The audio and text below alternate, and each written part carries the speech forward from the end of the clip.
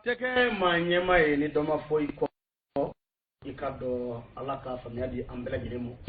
ka renouveau télé la jebaw ni renouveau fm la me ba bela gilemu fo ko wali mondo ka keni bi tratay kalo kle flado cho kalo do tu kalo samba fla ani muga ani fla ki yere fo ni wali mondo eni ne ambe si joba minda o kono groupe ne bayin ka fo ni nga a wali mondo mantora cité ko bonya yira afo bami ko bonya yira ndesa ni de manyuma ene ungi ga fo de ko bonya yira non bate alete de unja nyo surula chauffeur fuyi nyo surula chauffeur yusu ka kanumba bela jele fo ningu wala nyimando ka do danti fo limina me masara mani fo ale de be dugu je ma dugu ni manyima bela jele nye yusu ati teme dugu la ka dogo ambe ya ka do kuna fo ni gafe kadra kono adi sebe français gala eni ne ambla kunye ka se ka ele mabamangala jama famba ka se ka family chama nzoro groupe renouveau ale fana hakina jume kuna fo ni ngana teme dugu la ka dogo anyan tige di ka do arajuso chama mo krewani ka ufeni watina arajuso flabe o sokolemba ana araju bengan ni ka do araju dambe abarakelo ku fu ka tesiri nu ka wuli ka jola na yolu fu amta araju dambe jijeni ka ufeni jijana ka chedo ku fu ni ku wale nyumando bada fuli danti fuli mina abana araju yere ko si samarala benge jangine ka fu ni ga wale nyumando faso kanu lambe bo wele sebugula abarakelo ku fu bada fuli danti fuli mina araju daka maraka kungo ku bela jele fo ni wati na krengrena mamumbe furoro ni wati na amu fo ningu wale nyumando araju dana fm abikenye bakofo flaga sarama bujalo na ka chido amu fo ku wale nyumando nani ko fm ambe fulidi mamadou ikado dumyamo ni wati na bika name silenge ana baranywa bele jele ku fo ninku wale nyumando naro fm ambe pasteur fo amanyina mamtu maliko pasteur na furumso ku fo ninku wale nyumando faso kanu lame baw wele sebugula kolo karamu ana ka flamso ambu bele jele fo ni dema ya bele jele ku fo ninku wale nyumando ikado danti fulimina yusu tiendugu lame baw kareri kornana amadi danyo naka chedo amu bela jele fo ningu wale nyumondo jura di wati na ambe ikado atalka dum barakela bela jele fo siga suka feni wati na danti fo limina arajo mamelon siga so arajo mamelon kulukoro arajo mamelon kebila arajo mamelon tamani abarakela bela jele ku fo ningu wale nyumondo nyema ale sabula be kay kone iyere fado ko kaka foli fiye e fatewa awo na koti ma be datigi bali dala bega sarandangoro dundo me ko ne pauli amba foninga wani mondo ikado jongaga fm kana bega yedo dale kana ndew nyedo dale atitongo bo yafo alli baba soroga waru dama atito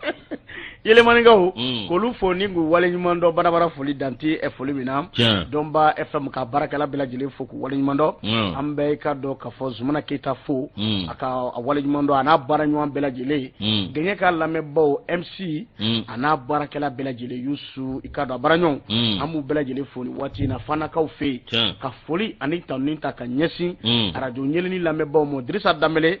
makone kanunu bela jele foningu wale nyumando barabara foli kado danti fuli mina yusu mimbi chalike arajo wana be tomia kufo abarakela kufo ku wale nyumando Mohamed Imaiga no be kado aba fm kufo yuwaru abarakela kufo ningu wale nyumando arajo watini nyana gana dugo Ibrahima Jallo ambe foli di amuni watina ka foli ani taninta ka nyesi arajo fefe be ni wati na kado kati kaufe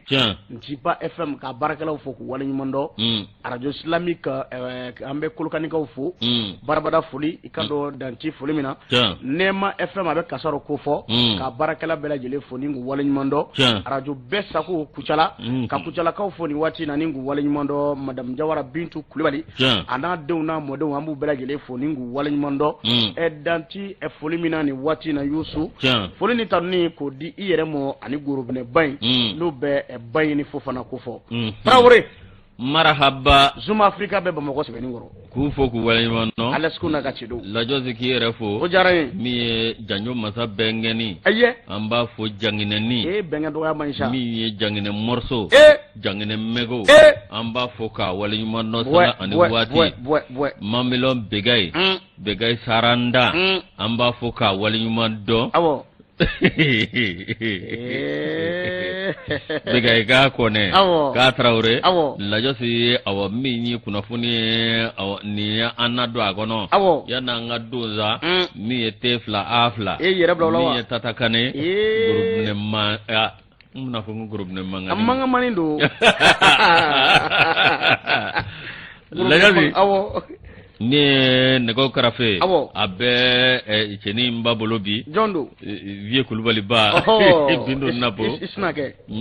nego karafe ba le bolo no boray réalisation l'enfant de Kita Kudoni Brofo c'est no marketa joli garçon sans produit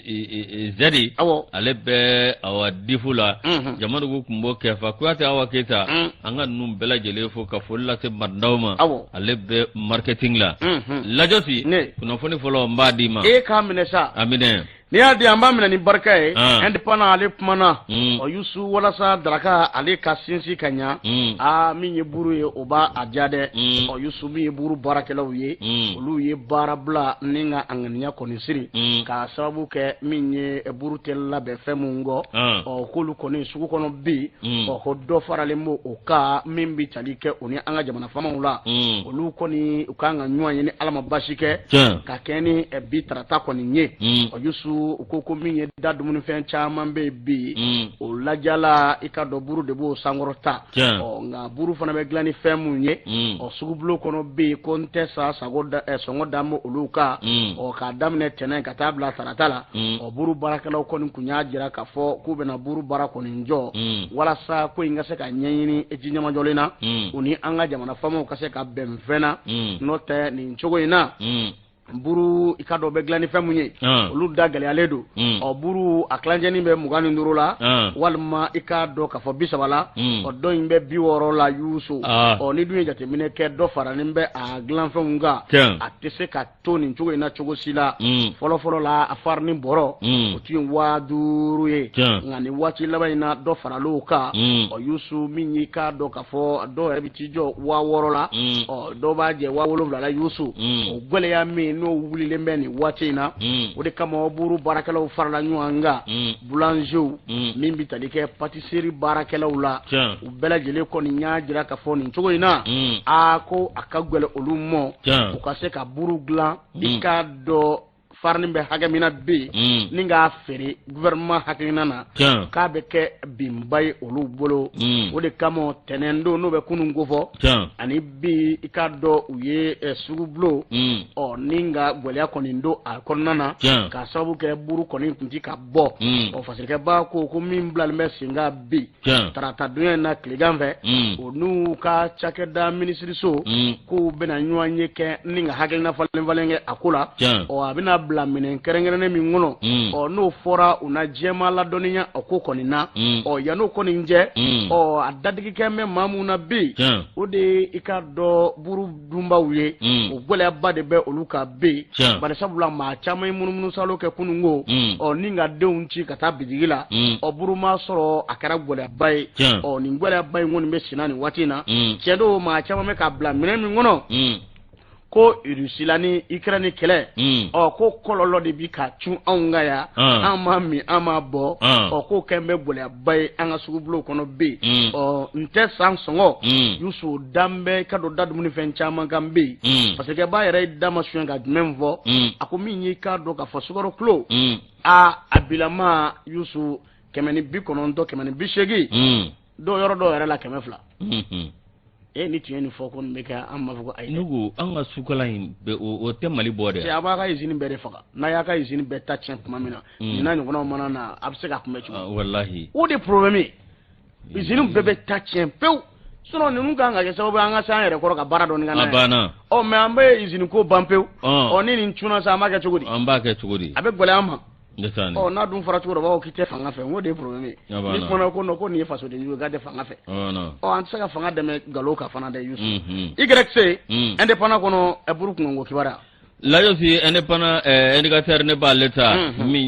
anga wul matri tabaka minango mi no afiere no ba wol ko afiere paramonta mi o kado ma dobe alep manna no e premier ministre ko docteur Bobo Cissé ako ni wati na ale kunye ministre ye ministre bi na kunye no dugu jugoro na flo ko ma mi o kado ministre de mine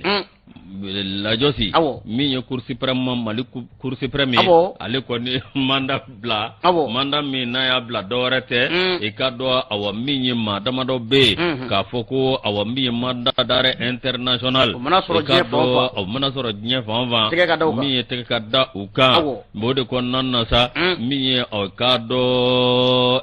million bi woro dollar warla awa société sud africaine do be no a sud africa jakul baraka joro doye olu ni awnga jamana kumbe na awa mi nye mobli no e keleke minaw nye o kado no e blende ye la josi mi o kado awati ngera Ibrahim Boubacar Keita aleka fanga wati alaka hinala alaka daro nema mi o kado nyerela ni wati o kado mi mamunu kumbe ni olu to fome ngolina docteur Boubou Cissé Mamadou Igor Diarra ani o ministre de la défense des anciens combattants no chema Iber Koulibaly kata se directeur koromano bang malien de solidarité o ma nyema babaliba la josi awakado minye nyere la procureur awakado cour suprême di Mali Mamadou Timbo ale de koni ni baga communiquer la josi e ba ka fo wati mina ningo na boraka be mi anga premier ministre korodobe no docteur Boubou Cissé la josi ale koni mbora awakado kapma minye ayajira kapmala akoni ngoy mbeke wati mina minye awkado oyasura alete premier ministre alete awkado ministre de l'économie et des finances e kado awa minye amarché ale damayala amarché awa akobele jele kera kasore kado alebe ministère mina oye awkado ministre mi no nyesini no anga jugoro nafawma no ministre de mine la josi ayajira kafo awa minye 2015 e kado awa minye nyera la ale men ministre sola ale don fente awa kado ni ngoina ay kado awa minye a contrat madame na nyana malaba nyana wode ko nannasa e kado ale ko ni jaba jeledo minye ale ko ni welila kana baraka jamana kono minye afa jamana do ay dugo min bogo do awa kado ni oye mali ale be awa kado ni mali ale wele puma a joro ka ngake minye aba joro fatika sitala minye ale welela watila alenna kana ministre de mine ninga takadi alema la josi awkado minye ninko bela jelenye ibe ka fo nyera la halniya ale bole jamana kono alema bote kakada ede ale borade ka so ke munye miye awkado wati dokera mado ko nitara ale ka sono miye awka ka dembala miye awkado ka kosugo bela jeleta ka ale segere ale re koni awkado wala sa nipse ka kizi minye ale koni mbora kata awakado kofe kata awa minye kata kofe la josi awakado akunti dore minye danga na kare aka awa minye aramane nyanamala o ma ibsiki yere kisi chugo ibi yere kisi note awakado janye mato ale bora malikono minye awakado foi kunse ka ale bo malikono ni awakado ni mado kuntafe ka dangare ale ka aramade ala ko de ale labo malikono ka yere la koloji ko note ale faso do faso inkadale faso warata la ni malite o kado nyera la docteur Boubou Cissé ale ko ngo ka ba jabaje bela jele nyana minye o kado ko ndarabi damne ko ta se alabana ale sentala abolotala minye akapma kandala ka sebenno tala o mi docteur Boubou Cissé adam de kala ale koni ajira ka fo awa minye nyera la minye ale dalendo malikiri la wa ka do malikiri ale bse ki disi ko shinai wa malikiri anani kiri tige ka nya wa malikiri awa ka do kiri ka nga tige chugo mina minye awa ka do ku mamunundo k'u ka baara don wa u b'a dɔn wa ale b'a dɔn nin kiri a bɛ tigɛ ka ɲa. Azara Njeka. Azara Njeka. Ka jotigi jɔ ka jalakitigi jalaki. Lajosi min ye Dr Bubu Sise ale kɔni ko hakilina tɛ dɔwɛrɛ min ye ɲɛtaa ka sabati Mali ye. Mali ka kɛ jamana min ni k'a dɔn an bɛ lakana min ɲini o kana bi a Mali ka kɛ jamana ye jamana min ni jamanaden bɛɛ lajɛlen bɛ lafiya sɔrɔ a kɔnɔ o y'ale ka haminanko ye k'a fɔ ko ale kɔni bɔra k'a fɔ a bɔra ko wɛrɛ la yalima a bɔra k'a dɔn min ye tiɲɛni na ale ma bɔ la dɛ ale bɔra de walasa a bɛ se k'a yɛrɛ ni kisi cogo min na ala k'an kunnaja Yakuba Dunbiya ni ale ka fasiri ye an y'a bɔ indicateur de renouveau kɔnɔ. Ayiwa bisimila a diyara n ye kosɛbɛ Yusu min ye k'a dɔn nouvelle horizon ye ale kumana lakanabaliya walasa ka dansigi a caman na kɛrɛnkɛrɛnnen ɲala Mopti marabolo kɔnɔna na wulikajɔba dɔ kɛra Mopti gouverneur fɛ a fɔ colonel major Abasi Dambɛlɛ Yusu a kɔni ye laɲini kɛ min bɛ kɛ sababu ye ni ka lakanabaliya ni ka fu caman siri a dan na tiɲɛ don a bɛ san caman bɔ lakanabaliya ale ye kɛnɛ minɛ fan caman fɛ kɛrɛnkɛrɛnnen ɲala a camancɛ bolo fɛ bibi na min ye k'a dɔn k'a fɔ wulikajɔ kɔni bɛ ka kɛ tiɲɛ don anw ka finitigiw bɛ sana yɛlɛ la nka maa min bɛ yen n'olu ye banbaciw ye kolo gɛlɛnw don i k'a dɔn k'a fɔ u ka binganni wale ka ca u bɛɛ dankari adamadenw yɛrɛ ka adamadenya la Yusu hakɛw bɛ buruja sanga ani waati binganni wale bɛ taa ni nka i k'a dɔn k'a fɔ maaw sɛgɛrɛ fasikɛbaw ko maaw ni bɛ to a ko la minɛnw bɛ tiɲɛ balo caman olu fana bɛ tiɲɛ a sen fɛ tiɲɛ don finitigilakaw n'u bɛ faama ko fɔ ni faama fɔra a bɛ force armée malienne ko fɔ Yusu o ni a dɛmɛbaaw bibi na k'u bɛ sanayɛlɛ min na k'a dogon tɛ maa si la nka sanayɛlɛ in kɛrɛfɛ wale dɔw kan ka sigi sen kan min bɛ kɛ sababu ye ni ka civiliw kisi min bɛ kɛ sababu ye ni ka i ka dɔn finitigiw yɛrɛ kisi min bɛ kɛ sababu ye ni ka jamana faamaw yɛrɛ bɛɛ lajɛlen kisi bari sabula maa dɔw b'an tula n'o ye k'a dɔn k'a fɔ banbaciw ye olu u tɛ makari u tɛ hinɛ Yusu u bɛ bamujugu don u yɛrɛ la walima ka walejugu kɔni kɛ ni ka bolimafɛn kɔni sɛgɛrɛ u bɛ se ka ci yɔrɔw la cogo min na ni ka dankari adamadenw ka adamadenya la o de kama gouverneur min bɛ i k'a dɔn Mopti a fɔ colonel major Abasi Dambɛlɛ ale kɔni ye laɲini kɛ ka kunkan gosi fa bɛɛ lajɛlen fɛ a ko nɛgɛ kaɲa 18 n'o dana gosira ka ban wa kati kana ye boliboli la ye bilen koyi min ye k'a dɔn kati jumɛn ni jumɛn ko don a ko forobaca ta ani k'a dɔn kɛnyɛrɛye taw caman bari sabula jateminɛ bolila k'a fɔ min ye k'a dɔn jugu ninnu olu bɛ fɛn min kɛ u bɛ o mobili ne ta sanga ani waati ni k'u ka binganni wale kɔni ta ni ka maaw sɛgɛrɛ ni o mobiliw kɔni ye o de kama nɛgɛ kaɲa 18 Mopti kɔnɔna na ani a dugu caman kɔnɔna na a dafɛlaw n'o sera i ka dɔn kati tɛ boli ye Yusu dɔwɛrɛ tɛ an ni bɛ se ka lakana cogo min na faamaw n'o bɛ tali kɛ an ka n'o bɛ tali kɛ i ka dɔn an ka force armée malienne na olu bɛ se ka kisi cogo min na Yusu a bɛ bila o minɛ de kɔnɔna na a m'a ta k'a fɔ ko se bɛ a ye dɔwɛrɛ tɛ i ka dɔn a haminen don a jɔrɔlen don a hami bɛ mun ni mun na lakana bɛ sabati ni sira fɛn fɛn ye a bɛ k'a bila o minɛ de kɔnɔ walasa maaw ka se ka lafiya bonya ani karama kɔnɔna na colonel major Abasi Dambɛlɛ Mopti gouverneur Yusu a y'i sɔnni sigi nin kuma in bɛɛ lajɛlen kɔni nka a ko maa ma dansago ko ɲangini bɛ taa k'i sɛgɛrɛ a ko la dɛ kunkan gosira ka ban nɛgɛ kaɲa 18 Yusu kati tɛ boli bilen service public walima i k'a dɔn k'a fɔ min ye kɛnyɛrɛyew ye ko ka fu siri a bɛɛ lajɛlen dan na walasa maaw bɛ se ka lafiya cogo min na taa ka segin kadira kɔnɔna na bingalikɛlaw Yusu ni ka se ka sira da u ɲɛ u kana se ka bingali ta ni ka maaw sɛgɛrɛ o kama a ye nin fɛɛrɛw sigi sen kan joona joona maaw bɛ se ka lafiya cogo min na Mopti marabolo kɔnɔna na Yusu ko ni cɛ ye dan sago i ni fanga tigilamɔgɔw bɛ ɲɔgɔn ye a ko da la dɛ a kun tɛ dɔwɛrɛ e ni ne an bolo minɛw ani ka dɔn lamɛnbaaw bɛɛ lajɛlen o bɛ se ka kɔlɔsi cogo min na banbaciw bɛ ka kɛlɛbere min ta sisan k'u b'u sɔnni sigi katiw de ka kuma caman ni ka wale caman bolo da ko fu de bɛna siri o dan na nin waati in na maaw ka faamu hakili ɲumanya sira kan ni bonya ni karama ye Tuguna A Tarawele ale ka fasiri nin an ye min bɔ nouvelle horizon kɔrɔ nin ye Mopti marabolo ɲɛma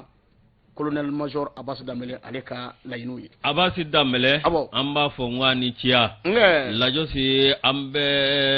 sɛbɛn da sɛbɛn min n'an b'a ta reporter ale kumanen don min ye ka dɔn walasa anw bɛ se ka kɛ an yɛrɛ ma hɔrɔnya n'o sɔrɔ kuranko la groupe B5 groupe électrogène i ka dɔn olu kɔni bɛ sira kan ka nanuateur ka ale port la min ye ka dɔn a kɔni da ɲɛsin Bamakɔ dɔwɛrɛ tɛ ka dɔn ministre min bɛ yen n'o ye Lamini Seydou Traoré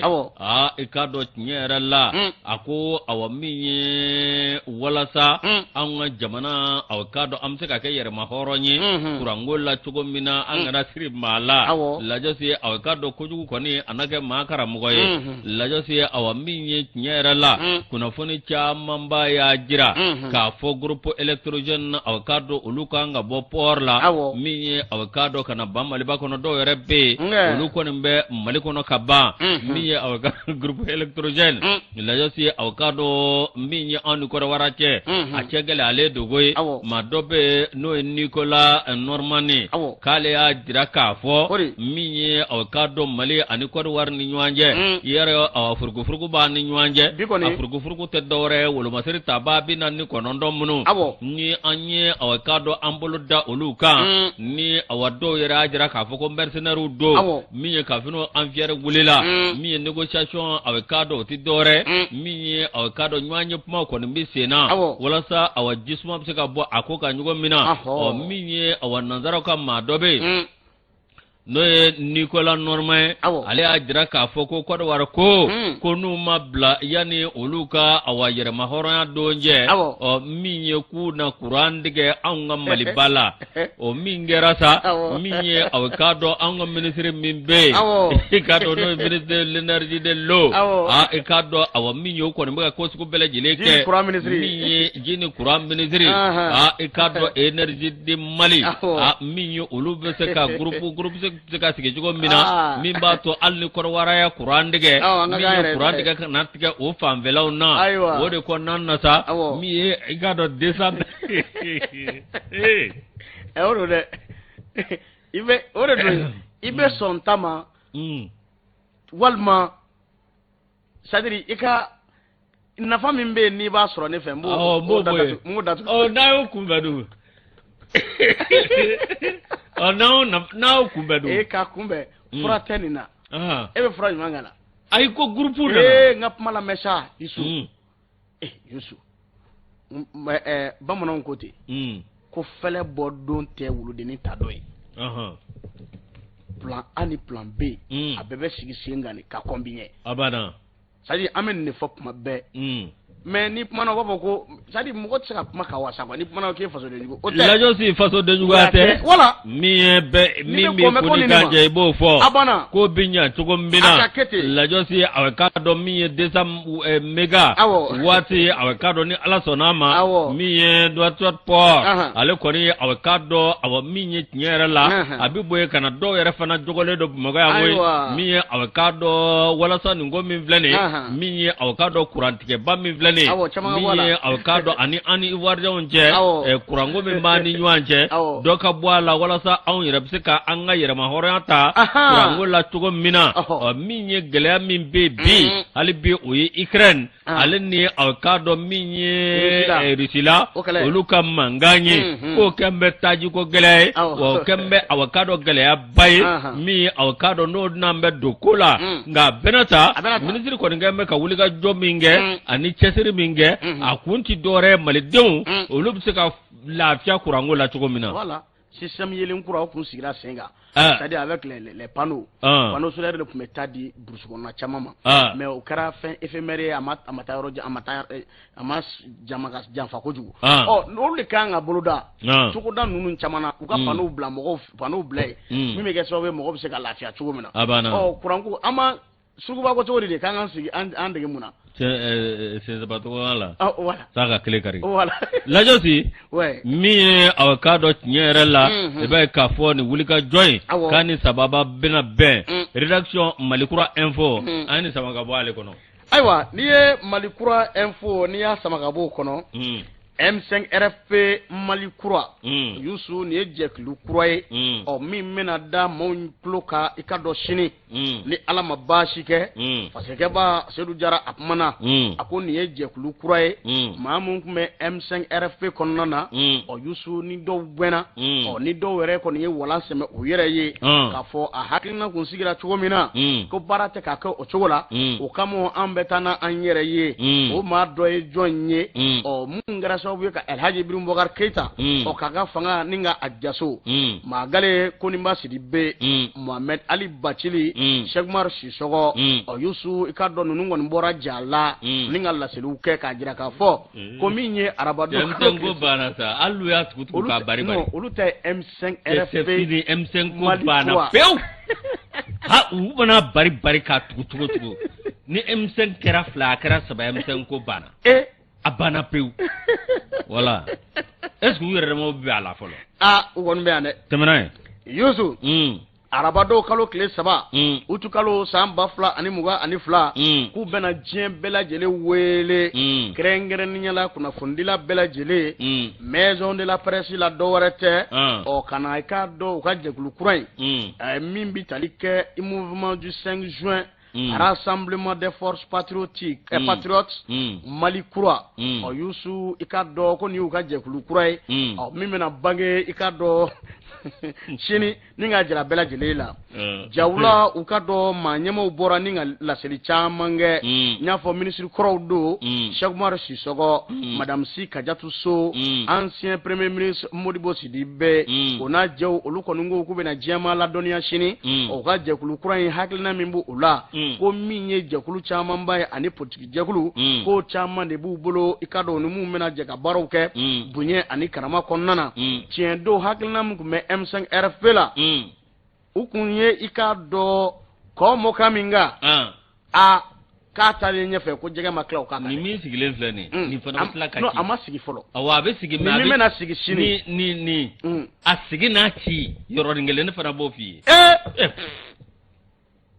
an sɛgɛnna nin ko sugu la Mali kɔnɔ quoi Maître Mohamed Ali Bacili kulo b'i la koyi a ba sigi n'a ci yɔrɔnin kelen Cheikh Umar Sissogo kulo b'i la koyi ga sigi n'a ci yɔrɔnin kelen Madame Si Kadiatou Sow kulo b'i la a sigi n'a ci yɔrɔnin kelen ne de y'a f'i ye Modibo Sidibe kulo b'i la a sigi n'a ci yɔrɔnin kelen Koniba a sigi n'a ci yɔrɔnin kelen an y'a ye o mais Baliku bɛ fara ɲɔgɔn kan awɔ ni dɔ kɛra ta a bɛ ci n'o tɛ M5 RFP ye u faralen ɲɔgɔn kan depuis kunkan mais a ɲɔgɔn kun puissance tɛ Mali la c'est comme Balɛ min bɛ Burkina min tun bɛ walima u bɛ cogo di Balɛ citoyen ani Yanamar Yanamar bɛ yen Yanamar bɛ yen Balɛ citoyen bɛ yen olu ta tɛ politique ko ye dɛ olu ta ye de ni min man ɲi jamana kɔnɔ u bɛ bɔ k'a kɔn olu bɛ sanbɔw de fan fɛ ayiwa Youssou a ko min ye ni politique maaw ye kɛrɛnkɛrɛnnenya la ministrew don ministre kɔrɔw kɔni bɔra ka ministre kɔrɔw tɛmɛna ye ministre kɔrɔw olu kɔni bɔra ni ka nin kuma in kɔni da maaw tulo kan k'a kɔn sini ɲɛ ko jɛkulu kura in kɔni bɛna sigi sen kan a tɔgɔ yɛrɛ ye jumɛn mouvement du 5 juin rassemblement des forces patriotes Mali kura k'u bɛna a jira jɛma la hakilina min b'u la olu ta tɛ k'a fɔ k'u tɛ farajɛ fanga dɛmɛ dɛ k'olu y'a cɛba dɔ ye u ka dɛmɛ bɛ se farajɛ fanga ma nka farajɛ fanga kɔ fana u b'u ka baaraw fana kɛ a banna tɛmɛna ye e ko cɛkɔrɔba i da ayi Baliku b'u ka kuma fɔ a kɛra cogo di sa non an sɛgɛnna Mali politique ko farafarali n'a kɛlɛ de la quoi an sɛgɛnn'o la vraiment depuis an fitinin fo k'an kɔrɔbaya an bɛ nin ko kelen ninnu na n'a cira an fɛ a bɛ taa fara ɲɔgɔn kan Ala b'a nɔgɔya i yɛrɛ ko ten ko Mali Ala sɛgɛn Mali Ala fatigué Youssou fasikɛba kɔni ko maa mun kɛra sababu ye ni ka nin sigi sen kan k'u hakilina kɔni ye fɛn min ye u ye baaraba mun kɛ san dɛmɛlenw na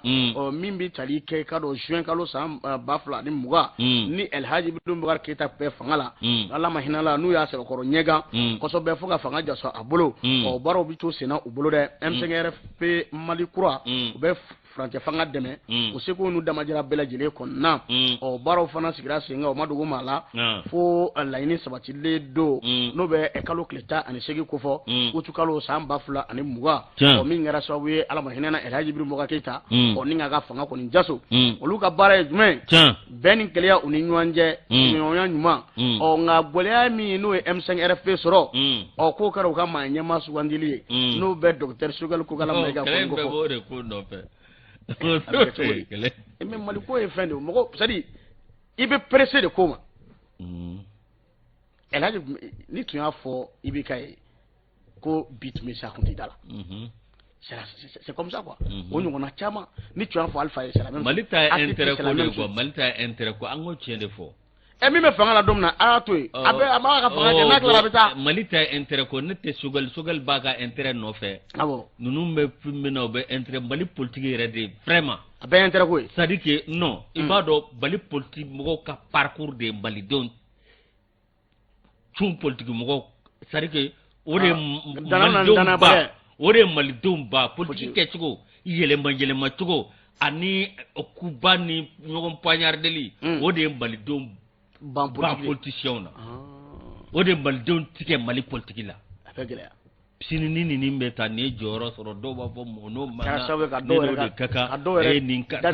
nana anw bɛ nin kɛ n'u nana tigɛ ci pa a kɛra sababu ka na datigɛndala yɛrɛ dɔw ka du kɔnɔ u tɛ kuma fɔ u tɛ bɛn fo fɛ ka na ni bɛnbaliya politique ala ka da wɔɔrɔ kama a ma dabɔ kama Youssou ninnu kɔni ni ala sɔnna ma sini e ni ne an m'an tulo ma da den bari sabula kɔni min ye kunnafonidilaw bɛɛ lajɛlen wele u kana k'u bɛna ɲɛfɔli kɛ u ye dɔwɛrɛ tɛ jɛkulu kura in sigira sen kan a hakilina ye nin ye an bɛ fɛ ka nin de kɛ taasira ye nin ye kalasira ye nin ye laɲini ye nin de ye fo ka laɲiniw tɔw bɛɛ lajɛlen sabati ala ka sini jira an bɛɛ lajɛlen la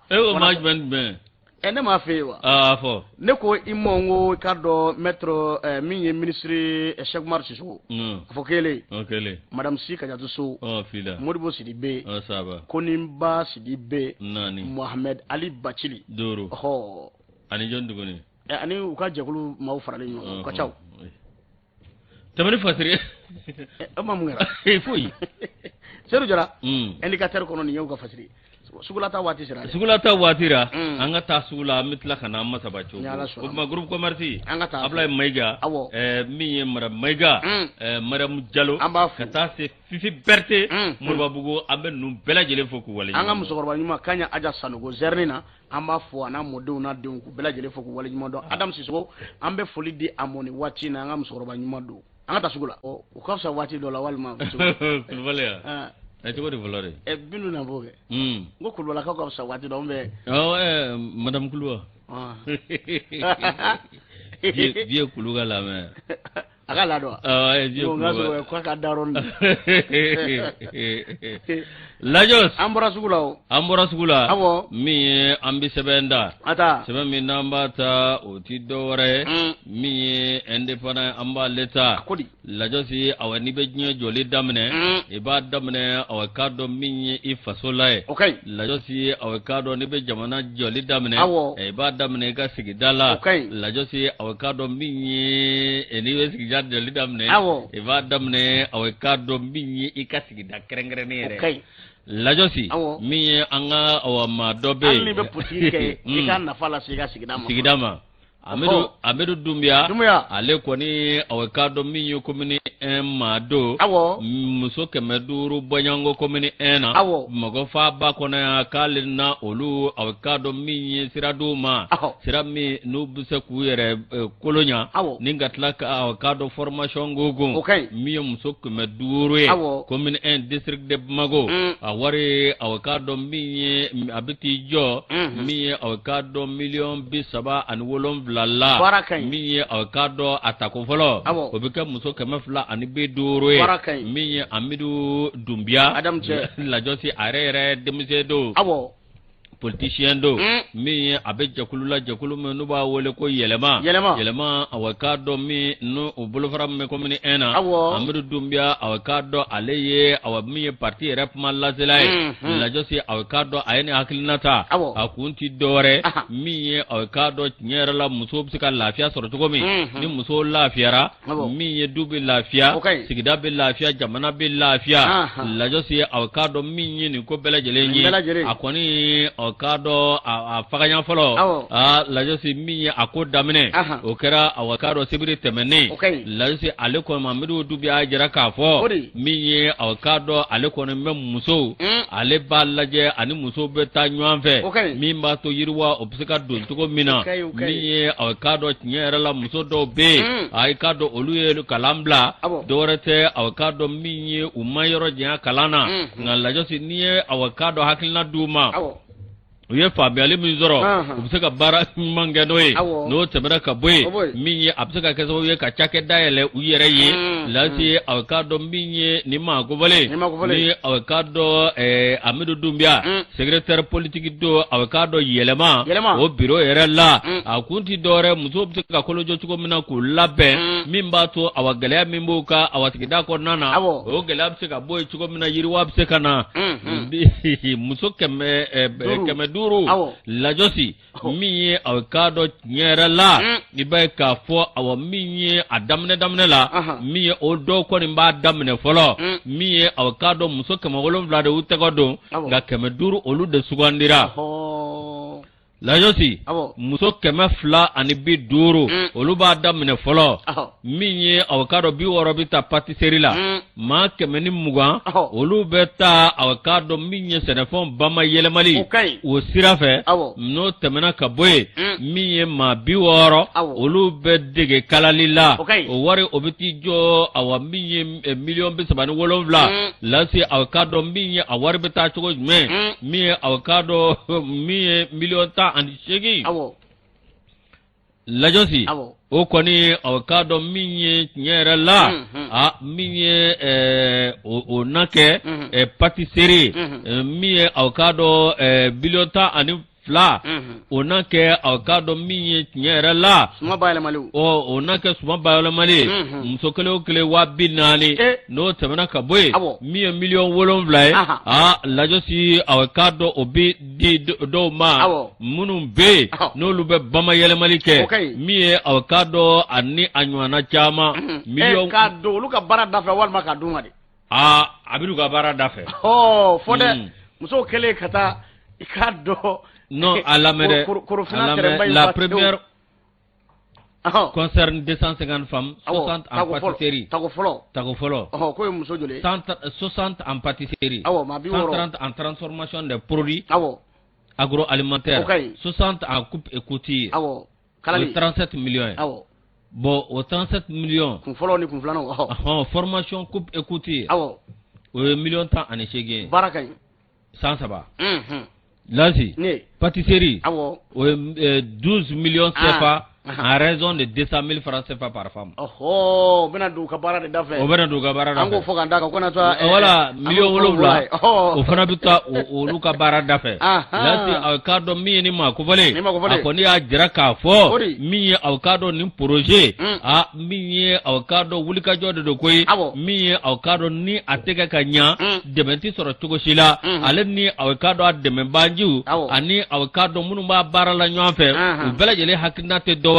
minye awakado mali muso bisika lafia chugo mi yirwa sirabina chugo mina minye awakado ni hakilna minye awakado akoni mbora minye awakado sigida maula ani jamana kono dona munumbe awakado inafo krengerenela Yusufu Jawara minye parti president ikado awa minye aprojela ale koni ayera keneka ngani mi flane lasi ale koni minyini akalla teme kojma bele jele ki sebe do ama wala sa awakado ko mbise ka nya soro ko mina ni sebe Musa Saw Kamara ani sama ka bo ale boluno ne anya bo ne panangono baraka Yusu kado ni ne kai ni ame ko putiki ma abu kolo jogoy ni kai ko sobe iba damne ga sigdala mais do bebi alu tsaka mo kelena bu ga sigda ngode gele iba ro politique ko ramia kisiki kad sigida develop awo apana voilà kana ni fɛrɛ la gestion de la cité abana kana ni fɛrɛ gere ka yirwa abana ala ka ɲaga dama amina rabi Yusu ame amiru dumya fo ka wala ɲuman dɔ furumuso i ka dɔ madame dumya adamu sangare an bɛ ninnu bɛɛ lajɛlen fo badabada foli denbaya bɛɛ lajɛlen danti foli min na Yusu min ye i ka dɔ fasiri ale kumanen don min ye soir de Bamako ye ale kumanen don a kuma bɛ fɛn min kan a ko bi sɔgɔmada in na an ka taa très bien ninnu ka dugu la dɛ très bien i b'o dɔn wa Amadu Tolo u ka dugu ye Sibi de ye an bɛ taa Sibi sɔgɔmada in na i k'a dɔn min bɛ tali kɛ Sibikaw la wulikajɔ caman kɔni kɛra i k'a dɔn an ka jamana faamaw fɛ Yusu Konatɛ ale ka kuma la a ko minisiriso min bɛ yen min ɲɛsin bɛ sigida bɛsɛya ani yiriwa kuntagalajan ma ni a ma ɲɛmaa ye Modibo Kɔnɛ ale ni ɲɛmaayaso min bɛ ji ani kungo tɔgɔ la fo ka taa se UNESCO ma olu farala ɲɔgɔn kan sɔgɔmada in na min ye san o san utu kalo n'u kɔni sera u bɛ jirituruba dɔ boloda i n'a fɔ san tɛmɛlenw da jamana ɲɛmaa ye min koromu kari n'o baaraw sigira sen kan tuma min na n'o nun donna tuma min na jirituru a yamaruya bɛ di bɛɛ lajɛlen ma maaw k'u ka yiriw turuli baaraw daminɛ ɲinɛn ta k'a ɲɛmaya bɛɛ premier ministre docteur Choguel Kokala Mayiga bolo ale ni gouvernement ma ɲɛma dɔw cakɛda ɲɛmaw fo ka taa se ka dɔ lasigiden mun bɛ anw fɛ yan dɛmɛbaw dinɛmaw ale ni ka dɔ ka fɔ monsieur le maire mun b'an dɛmɛ kasabi kunda mun b'an dɛmɛ hakilina ni ka dɔ fɛn caman na ani maa ma bɛ yen n'o ɲɛsin bɛ sigida ni yiriwa kuntagalajan baaraw ma fo ka taa se sigida yiriwaliw ma olu bɛɛ lajɛlen bɛ ye nin kɛnɛ in kɔnɔ dɔ wɛrɛ tɛ jakungo bɛ se ka kɛlɛ cogo min na jirituru o baara ninnu baaraw o bɛ daminɛ bi Sibikaw fɛ jamana fantan ani naani bɛɛ lajɛlen ni ka sɔrɔ ka sira don olu ma o fana ka se k'a daminɛ fasirikɛba ye nin kuma in kɔni fɔ a ko n'i ye jateminɛ kɛ anw ka jamana kɔnɔ bi jakungo bɛ kitɛriw kana dɔɔnin dɔɔnin nka fɛɛrɛw de kan ka sigi sen kan fɛn min bɛ kɛ sababu ye ni k'a kunbɛn ni k'a kɛlɛ walasa jiri bɛ se camanbaden bɛ se ka turu cogo min na mɔgɔw ka se ka lafiya ni ka jakungo kɛlɛ waati yɛlɛma kɔlɔlɔw a bɛ ka dadigi kɛ fɛn caman na maa caman b'o seereya Yusu fasirikɛ b'a ko jiri turuli a nafa ka bon kosɛbɛ a bɛ kɛ sababu ye jamana ni k'a kisi jakungo kɔni ma san o san n'a ye jiri turu ni ka a hakili to u la ni k'u tɔbɔtɔ ko bɛ kɛ sababu ye ni ka jamana kisi ka bɔ jakungo fana la koyi baaraw de kan ka sigi sen kan bɛɛ lajɛlen fɛ lakɔlisow la duguw kɔnɔ fan caman na a kɛra misirida kɛrɛfɛlaw ye o a kɛra ka dɔ espace vertw ye o fɛn fɛn bɛ yen ni jiri bɛ se ka turu yɔrɔ o yɔrɔ la bɛɛ lajɛlen k'i ka yiri turu n'o kɛra Yusu k'a b'an kisi waati yɛlɛma kɔlɔlɔw ma a bɛ jamana kisi jakungo kɔni ma o de kama ka dɔ jamana faamaw olu kɔni kɛmɛ ka kunkan gosi bi bɛɛ lajɛlen ka jirituru baaraw matarafa jamana y'a ta daminɛ bi sɔgɔmada in na très bien ninnu ka dugu la n'o bɛɛ ka dɔ Sibi kofɔ k'an fana ka fɛɛrɛw sigi sen kan joona walasa i ka dɔ jakungo an bɛ se ka kɛlɛ cogo min na Lajosi aw ka dɔn an ka fɛɛrɛ sugu sen kan min ye aw jakungo a kɛlɛli min ye somasokaw olu kɔni y'a daminɛ ni o kɛra yiribaden turu min ye marakajaw ka dugu la yiri yɛrɛ laban min yiri bɛ nin ka somaso dun n'a tɛmɛna nin kɛ kɔni a bɛ min f'i ye ko nin ma se ka fɛn min matarafa o kɛra drone ye dɛ hali sini ni drone taara somaso bɛ boli kamera yi drone kamera hali sini n'a wulila e b'a dɔn Seydina ninnu fana bɛ se a ko labɛn cogo la u bɛ se ka t'u dɛn kogo kɛrɛfɛ ten kogo kɔfɛ i bɛ bali ka drone de fugufugutɔ i b'a dɔn ani fiɲɛ sumalennin dɔ a bɛ na dɔrɔn fewu sango ta n k'u bolo la ka taa cɛkɔrɔbaw tun bɛ soforokun na k'a ye na ko jatala don sani an k'olu fara ɲɔgɔn kan a ma nɔgɔya dɛ Lajosi awɔ Ala ka sutura min ye aw ka dɔ teliya la Capital Kulagu min ye olu ka maaw bɔra ka kuma maa dɔw kɛn bɛ aw ka dɔn ka t'u dege sidi dɔ kɔfɛ min ye ka kuma sugu bɛɛ lajɛlen ta aw ka dɔn ka transition sɛgɛrɛ min ye kɛrɛnkɛrɛnnen la transition maa ɲɛma